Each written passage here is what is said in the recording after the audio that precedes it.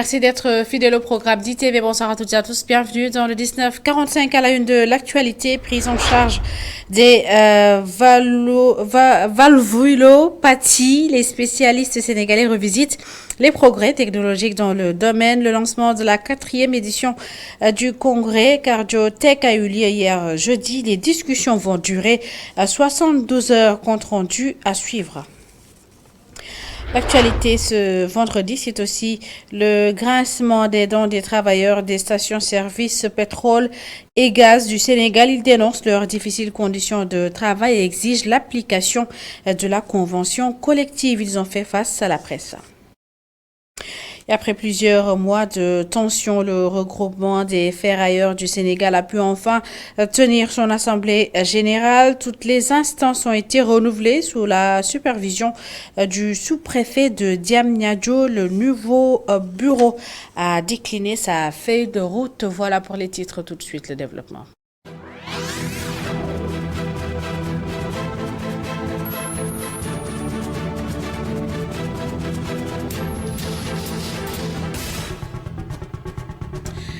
Mais d'abord, allons à Mbaké où le meeting du PASTEF n'a finalement pas eu lieu en lieu et place des échauffourées qui sont actuellement en cours entre les partisans du PASTEF et les forces de l'ordre. Les gendarmes ont commencé à charger la foule avec des grenades lacrymogènes au moment où Ousmane Sonko et des leaders du PASTEF poursuivaient leur caravane à l'intérieur de Touba et Mbaké. Je vous le disais dans les titres, le regroupement des ferrailleurs du Sénégal renouvelle ses instances. Son nouveau bureau est aux commandes. Il a été installé sous la supervision du préfet de l'arrondissement de Diamniadio. Babacar Seck nous fait le compte-rendu de l'Assemblée générale. Le syndicat national des travailleurs des stations-service pétrole et gaz du Sénégal dénonce les difficiles conditions de vie des travailleurs des stations d'essence. Dans ce secteur, peu de travail dispose de contrats de travail. La grande majorité des travailleurs ne bénéficient d'aucune protection sociale. Dans ce secteur, les relations de travail ne sont pas déterminées. Et les administrations du travail ne contrôlent pas ce qui se passe dans les stations-service. Cette quasi-surdité des autorités fait des travailleurs de stations-service ne sont pas payés sur la même grille salariale. Pas de contrat de travail pour la majeure partie d'entre eux, mais aussi l'application de la convention collective du secteur du pétrole fait défaut, ce qui les empêche de bénéficier de certains avantages. Cette situation prive les travailleurs de stations-service de plusieurs avantages liés aux rémunérations, à la couverture sociale et aux conditions de travail. La majeure partie des travailleurs n'est pas affiliée à l'IPRES ni à la Caisse de sécurité sociale. Et en cas d'accident ou à la survenue d'une maladie ou d'une incapacité temporaire ou définitive, ils seront laissés à eux-mêmes. L'absence de primes de transport a été également déplorée. Les travailleurs des stations-service sont les seuls travailleurs à ne pas bénéficier de primes de transport, alors que certains parmi eux habitent à des distances éloignées des lieux de service et sont tenus de venir à l'heure et rester jusqu'à des heures très tardives.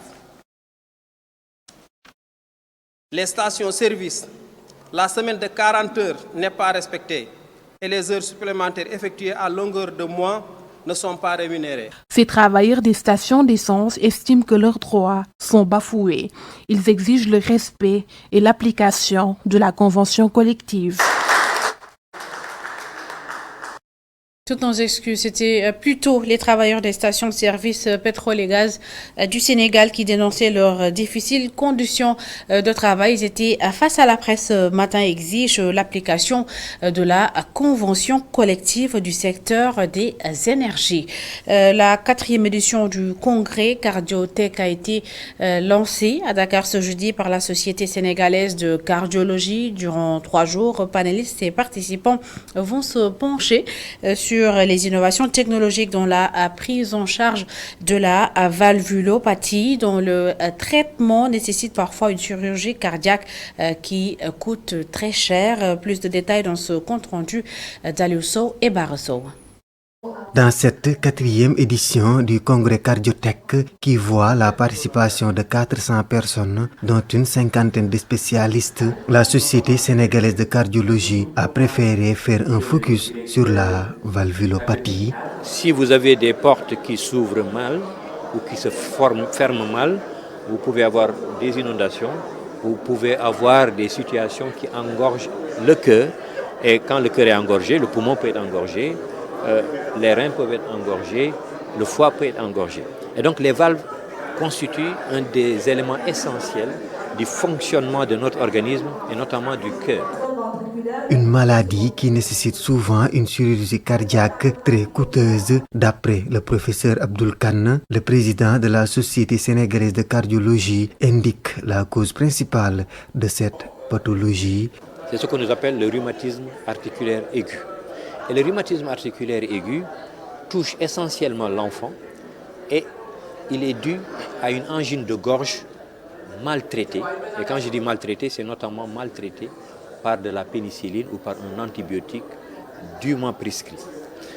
Donc, si nous améliorons l'environnement, les conditions socio-économiques, nous évitons la promiscuité, nous avons déjà moins de risques d'infection. Si nous donnons un antibiotique et que nous traitons correctement les angines de nos enfants, nous allons avoir moins de complications. L'Afrique subsaharienne connaît un retard assez important en matière de technologie en cardiologie. Cependant, le professeur Abdoul Kane révèle beaucoup d'avancées enregistrées avec des innovations. Dans le diagnostic, c'est-à-dire comment on fait pour mieux reconnaître ces maladies, comment on fait pour mieux évaluer ces maladies et comment on fait pour mieux les traiter, comment on fait pour mieux les prévenir. Donc sur toute la continuité de la prise en charge, il y a des innovations très importantes et justement toutes ces innovations ont été rappelées pendant ce congrès. Actuellement, il n'y a aucune statistique sur les maladies cardiovasculaires. Cependant, elles constituent la première cause de décès selon notre interlocuteur. Malgré cela, des progrès sont notés avec la cardiologie interventionnelle. Et puis un atelier d'information et de partage à l'intention des maires et préfets des régions de Ziguinchor, Sédhiou et Kolda. C'est sur le mécanisme de gestion des plaintes et les arrêtés de création des commissions de gestion et de règlement des plaintes. Il entre dans le cadre du PACASEN, le programme d'appui au commerce, aux communes et agglomérations du Sénégal. L'objectif est de mettre en place un dispositif dédié au règlement à l'amiable. Là-dessus, Mbarkhane Fall, expert en gestion environnementale et sociale, au micro d'Assane Ba et Daouda Sombo. Un mécanisme de gestion des plaintes, c'est des outils, un système qu'on doit mettre en place pour le règlement à l'amiable de tous les différents griefs ou conflits qu'on peut avoir dans le cadre des projets d'investissement de la commune. Parce que la particularité du PACASEN, c'est un projet d'appui aux collectivités territoriales pour la bonne gouvernance. Donc qui parle de bonne gouvernance parle de transparence, qui parle de bonne gouvernance parle de dialogue. Il était important pour nous de mettre en place un système permettant aux citoyens de pouvoir, en cas de besoin, de se poser des questions, porter des griefs ou des réclamations au niveau des communes en fait, qui effectivement par le biais desquels l'État met en œuvre le PACASEN. Alors, on parle de plainte, mais ce qu'il faut toujours éviter, c'est qu'on arrive à la plainte normale, dont l'objectif c'est de mettre en place un dispositif permettant vraiment un règlement à l'amiable. Alors, aujourd'hui, on est en train de rendre opérationnel ce mécanisme, parce qu'on a préparé un document qui a été validé par les membres du comité technique opérationnel du PACASEN.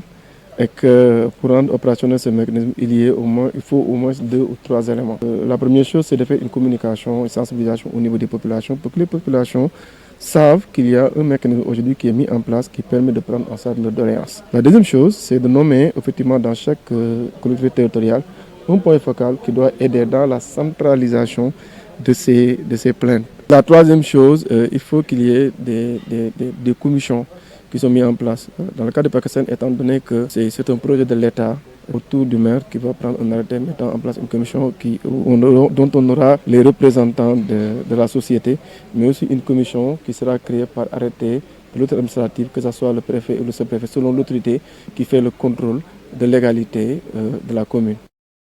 Je vous le disais dans les titres, le regroupement des ferrailleurs du Sénégal a renouvelé ses instances. Son nouveau bureau est aux commandes. Il a été installé sous la supervision du sous-préfet de l'arrondissement de Diamniadio. Plus de détails avec Babacar Seck. L'Assemblée générale de renouvellement du regroupement des ferrailleurs du Sénégal s'est finalement tenue à Diamniadio. Sous la supervision des autorités administratives, un consensus a été trouvé. On a trouvé un terrain d'entente parce qu'au début c'était très compliqué. Il y avait même la présence des forces de l'ordre massivement, mais heureusement que ça s'est très bien passé. À l'issue de l'Assemblée générale, on a élu M. Daouda Faye comme président du regroupement après le désistement de M. Bouré Diouf qui était candidat et de Momar Sokhna qui était candidat. Donc M. Daouda Faye est élu à l'unanimité des membres qui étaient présents dans la salle. Toutes les régions étaient représentées. Toutes les 14 régions du Sénégal étaient venues assister à l'Assemblée générale. Après l'installation du bureau, le regroupement des ferrailleurs a pour perspective la formalisation du secteur et la couverture sociale. On a en vue de créer, une institution de prévoyance maladie. En même temps aussi, on crée beaucoup d'emplois. Parce qu'il y a 70 000 emplois actuellement qui sont créés par les ferrailleurs, les ferrailleurs. Donc, on évite actuellement que les gens prennent les bateaux, prennent les pirogues là pour aller à Bassakh ou Bassakh. L'appel qu'on lance aux autorités, c'est de nous aider à mieux se formaliser, c'est de nous aider à mieux créer des emplois. Parce qu'actuellement, comme, on n'est pas subventionné, on crée énormément d'emplois. Et que les emplois là vont beaucoup nous aider pour, la bonne marche du pays. En termes de bilan, les ferrailleurs du Sénégal ont fourni 49 958 tonnes de ferraille aux fabriques pour l'année 2022. La préservation du lac Rose et le dédommagement des impacts du pôle urbain, c'est ce que réclame le collectif pour la défense des intérêts de Tivavone Peul Niag. Il a fait face à la presse pour exiger la prise en charge de ces doléances. Ousmane Sow, coordonnateur du collectif que je vous propose d'écouter. Puisque le premier magistrat de la commune a délaissé la population, nous prenons dorénavant nos destinées en main et interpelle l'État de régler définitivement le problème des 20 hectares des sinistrés de Tivavone Peul et secourir les pères et mères de famille des 40 maisons expulsées de la cité d'Arussalam. En outre, nous demandons au gouverneur de Dakar et au préfet de Rufisque pourquoi la population du quartier de Djamala Niag est toujours sous les eaux. En quoi ils n'ont pas pu bénéficier du plan Orsec, puisque le gouverneur et le préfet de Rufisque étaient présents sur les lieux lors des inondations. Donc, nous disons aussi à l'État du Sénégal de maintenir le climat du lac Rose, puisqu'ils s'étaient transformé le lac en bassin de rotation. Alors que le lac Rose, étant non seulement dans notre commune, est un patrimoine international. C'est un patrimoine de l'UNESCO. Donc nous souhaitons la préservation du lac pour, en réalité, une belle vue de la commune. Nous ne pouvons pas terminer sans pour autant parler le calvaire des habitants de Bonobo, Kerbala et environ, qui peuvent être expulsés de leur village parce qu'ils sont sous la menace du pôle urbain de Lac Rose. Car ce pôle a été tutré dans leur village. De plus, le décret 2021-689 approuvant et rendant exécutoire le plan du moins d'urbanisation des détails et du pôle urbain de Lac Rose, dans son article 4, dit que les propriétaires de titres fonciers privés sont tenus de céder gratuitement à l'État. Et puis ce début de semaine, des séismes ont frappé la Turquie et la Syrie. Plus de 20 000 personnes ont perdu la vie. Pour manifester son soutien et sa solidarité à la Turquie, une délégation du groupe E-Media s'est rendue à l'ambassade de Turquie à Dakar. À la tête de la délégation, le directeur général du groupe a signé le cahier de doléances placé à l'entrée de l'ambassade turque. Atis Nour Sagman, ambassadrice de la Turquie qui a reçu la délégation, a apprécié cet élan de solidarité compte rendu de la visite Khadija Diouf. Tout en leur témoignant sa solidarité agissante dans cette épreuve, le groupe immédiat prie pour le repos au paradis des disparus et pour un prompt rétablissement des blessés. Le groupe immédiat Invest a signé le livre de condoléances pour manifester son soutien et sa solidarité à la Turquie, après le tragique tremblement de terre qui a emporté des milliers de vies. La réalité vécue, c'est que c'est une tragédie et le peuple sénégalais ne peut que vous témoigner sa compassion et sa solidarité. La Turquie a besoin effectivement de solidarité agissante. Nous pleurons les morts avec vous. Nous nous préoccupons beaucoup de l'état de santé des milliers et des milliers de blessés, mais vous avez surtout besoin, et nous également nous le comprenons, de solidarité. Un geste beaucoup apprécié.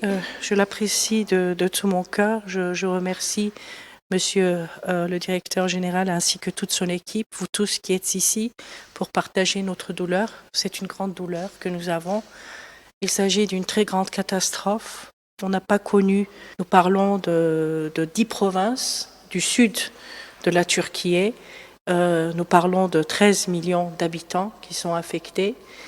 Il y a les chiffres qui augmentent de jour en jour, donc nous sommes en ce moment malheureusement dans les 19 000 à peu près de victimes et à peu près plus de 75 000 de blessés. Ainsi, l'ambassadrice turque salue aussi le soutien et la compassion du Sénégal. Nous avons besoin de soutien qui a été exprimé dès le début, depuis le début de cette catastrophe, par le président, son Excellence, Monsieur le Président Macky Sall, ainsi que par le Premier ministre Amadou Ba et Madame la Ministre des Affaires étrangères, son Excellence Madame Aïssata Tall, et toutes les autorités, tous les citoyens, les Sénégalais, les groupes de presse, vous qui êtes passés ici, et c'est là que nous comprenons que vraiment nous allons pouvoir nous relever.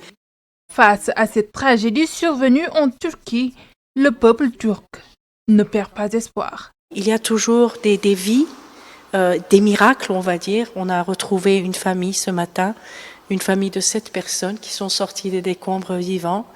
Donc c'est des miracles et malheureusement tout le monde n'a pas cette chance de pouvoir survivre autant d'heures. Mais on ne perd pas l'espoir. Il va falloir reconstruire toute cette région.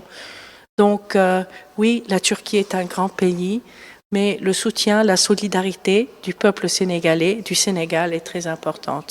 Le séisme a fait plus de 22 000 morts et détruit des milliers de bâtiments dans le sud de la Turquie et le nord de la Syrie. Le peuple sénégalais réitère toute sa compassion.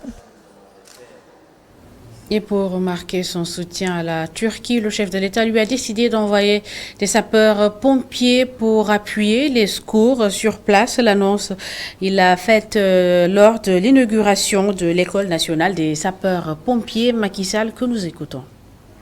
En ce qui concerne le personnel, les effectifs sont passés de 3 100 à 5 700 sapeurs-pompiers.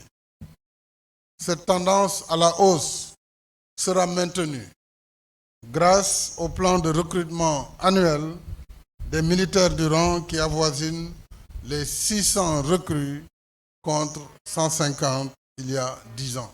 L'État a réalisé 354 véhicules et engins spéciaux pour renforcer les capacités de lutte contre les inondations. 125 motopompes et électropompes ainsi que 30 000 mètres de tuyaux ont été acquis en 2022. Il convient désormais d'ajouter les moyens d'action en mer.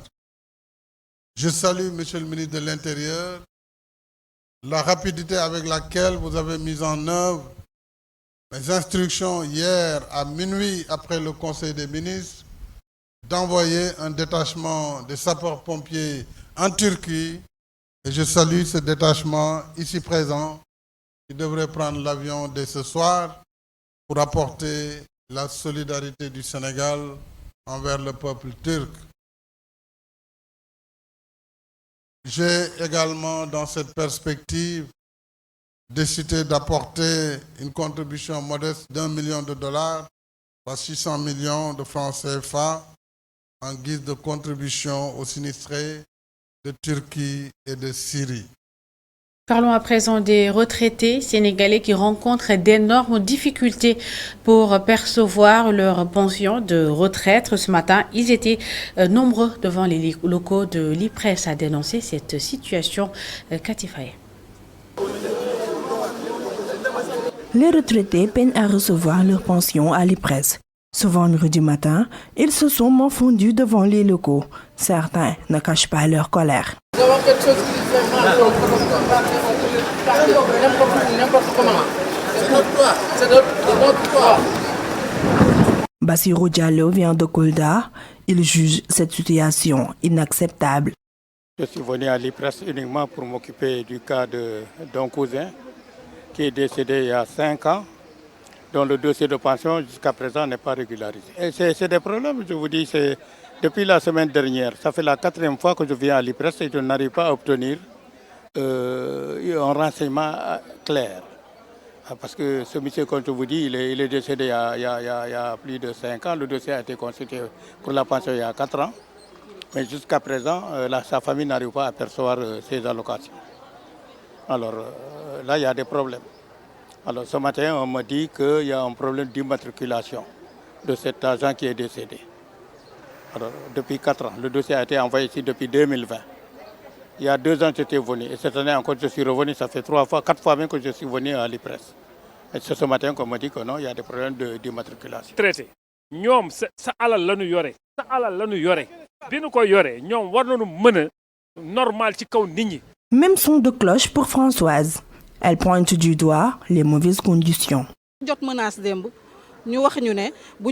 Nous avons reçu des menaces hier en nous disant de nous présenter aujourd'hui, sinon nos pensions seront coupées. Une chose qui n'est pas normale du tout. Malgré le vent frais qui souffle sur Dakar, les retraités se sont déplacés pour percevoir leur pension dans des conditions difficiles. Ces derniers interpellent les autorités.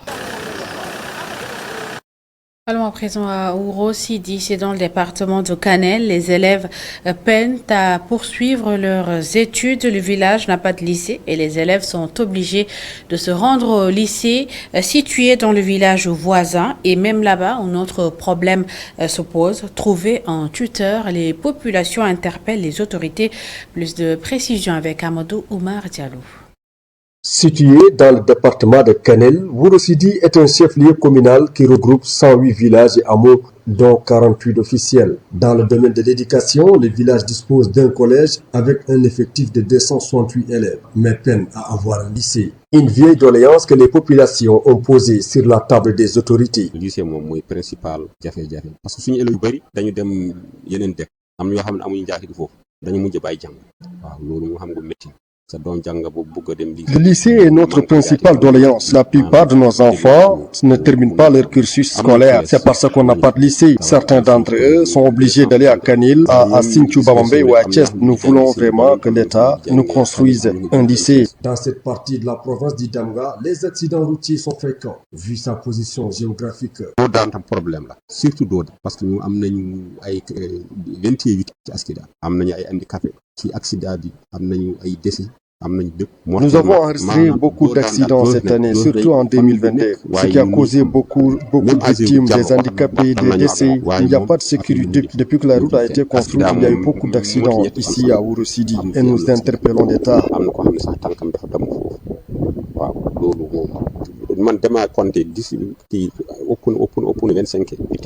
Par ailleurs, vu le boom démographique de la population, une partie du village n'arrive pas à avoir accès à l'eau et à l'électricité.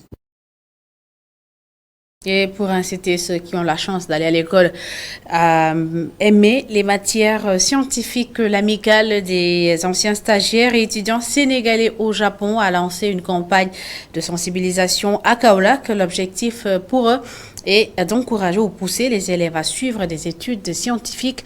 Plus de détails avec nos correspondants à Kaolack, Adamassar et Astombaye. Inciter les élèves à mieux aimer les matières scientifiques, c'est l'objectif des membres de l'amicale des anciens stagiaires et étudiants sénégalais au Japon.